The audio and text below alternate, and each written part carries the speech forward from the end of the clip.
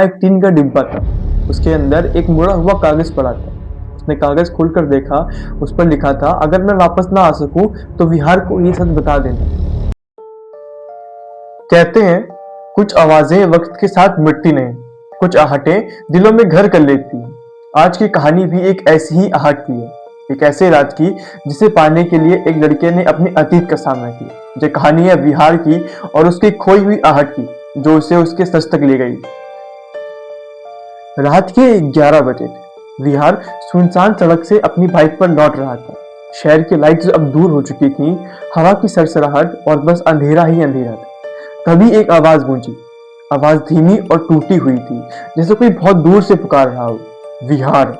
Bike हिल गई। विहार ने तुरंत ब्रेक लगाया। जैसे ही उसने पीछे मुड़कर देखा, पीछे कोई नहीं था।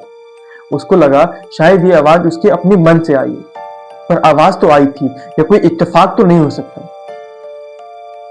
अगले दिन विहार अपने पुराने मोहल्ले पहुंचा, वही मोहल्ला जहां वो बचपन में रहता था। वह मोहल्ला पहुंचा। सबने उससे पूछा, इतने दिन बाद सब ठीक तो है? विहार बस मुस्कुरा देता, लेकिन उसका दिल किसी एक चीज की तलाश में था। वह पहुंचा एक पुराने टूटे हुए घर में, उसके बचपन के घर में। दरवाजा आधा टूटा हुआ था, अंदर जाले धूल, लेकिन एक अजीब सी गर्माहट थी, जैसे कोई अब भी उसे पहचानता हो। विहार ने जैसे ही घर में कदम रखा, उसे वही आवाज दोबारा सुनाई पड़ी। विहार। इस बार आवाज थोड़ी ज्यादा साफ थी। इस बार विहार को पता था कि यह आवाज उसकी माँ की है। 12 साल पहले उसकी माँ अचानक कहीं गायब हो गई थी। लोगों ने कहा वे शायद कहीं काम करने गई होंगी, कुछ समय बाद अपने आप वापस आ जाएंगी। कुछ समय बाद भी उसकी माँ वापस नहीं आई।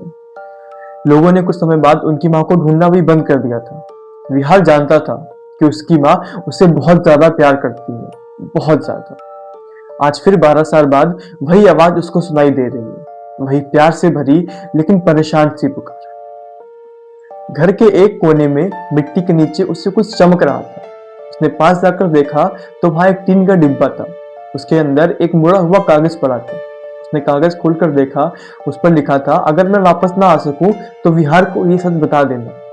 विहार का गला रुक गया। उसने नीचे देखा कि नीचे एक अनजान आदमी की फोटो थी, उसकी माँ के साथ, और उसके पीछे लिखा था, इससे दूर रहना। जब उसने फोटो पलट के देखी तो वह आदमी कोई और नहीं था, वह विहार का अपना पिता था। विहार घर लौटा। उसने देखा कि उसका पिता बाहर बैठकर फोन पर किसी से बात कर रहा था। वह उसके पास गया। उसने फोटो दिखाकर पूछा, यह क्या है? विहार के पिता का चेहरा पीला पड़ गया। उनके हाथ से फोन छूट गया। कुछ सेकंड के बाद उन्होंने बोला, विहार, तुम्हारी माँ के गायब होने में मुझसे गलती हो गई थी। गलती? विहार ने कांपती हुई आवाज में पूछा। उनके पिता की आंखें शर्म से झुक गईं। उसके पिता ने बोला कि उसकी माँ कुछ दिनों से बहुत परेशान रह रही थी। वह शायद किसी से छुप छुप कर मिलती थी। उसके पिता को शक हुआ और उन्होंने एक रात बहुत झगड़ा किया उसकी माँ से। विहार ने गुस्से में पूछा कि उसके बाद उसकी माँ कहाँ गई? उसकी माँ कहाँ गायब हुई? विहार के पिता ने कहा कि उस दिन के बाद से उसकी माँ को उसने कभी देखा ही नहीं।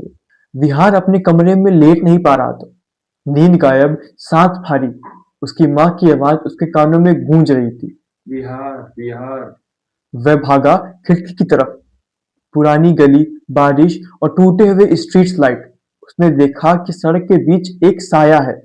साया बहुत हल्का था, जैसे धुंध से बना हो, जैसे उसकी माँ वहां खड़ी हो। वह बाहर भागा। वह बीच सड़क पर पहुंचा, पर उसने देखा उसकी माँ वहां नहीं थी। वो साया वहां से जा चुका था। वहां सिर्फ था तो उसकी माँ की खुशबू, जिसे वह पहचान रहा था। अगले दिन विहार पुलिस स्टेशन पहुंचा। वहां उसने पुरानी फाइल मांगी। फाइल धूल से भरी थी। खोली गई तो एक पर्चा गिरा। उस पर्चे पर एक पता लिखा था। उस पर लिखा था, यही देखो, यही आओ। विहार तुरंत उस पते पर पहुंचा। वह पता शहर से बाहर एक पुराना वीरान कारखाना था। अंदर अंधेरा, टूटी मशीनें और सन्नाटा था। जमीन पर खून के निशान थे। फर्श पर एक पुराना लॉकेट पड़ा था, जो उसकी माँ पहनती थी। विहार की आंखें भर आईं, लेकिन दिल उसका कह रहा था कि सच अभी पूरा नहीं है। कारखाने के बाहर विहार चौकीदार से मिला। चौकीदार ने विहार से पूछा, क्या तुम सीमा के बेटे हो? विहार ने पूछा, आप मेरी माँ को कैसे जानते हो? चौकीदार ने बताया कि उस रात तुम्हारी माँ यहाँ आई थी, रोते हुए, किसी से बचते हुए। विहार ने पूछा, किससे बचते हुए? चौकीदार ने सिर नीचे करके धीमी आवाज में बोला, तुम्हारे पिता से। विहार की सांसें रुक गईं। चौकीदार ने आगे कहा कि तुम्हारे पिता उस दिन उनका पीछा करते हुए यहाँ आए थे। दोनों में झगड़ा हुआ, सीमा का पैर फिसला और वह गिर पड़ी। विहार के हाथ थम गए। उसने पूछा, क्या वे मर गई थी? चौकीदार ने सिर हिलाया, नहीं, वे जिंदा थी, लेकिन डर कर इस शहर से बाहर चली गई थी। विहार वहीं कारखाने के बाहर बैठ गया। आसमान बादलों से भरा था, हवा बहुत तेज चल रही थी। तभी एक आखिरी बार वह आवाज फिर से गूंजी, विहार, तुम खुश रहना। इस बार आवाज डरावनी नहीं थी, इस बार आवाज ममता से भरी थी, बहुत सच्ची, बहुत अच्छी। विहार ने आंखें बंद कर ली।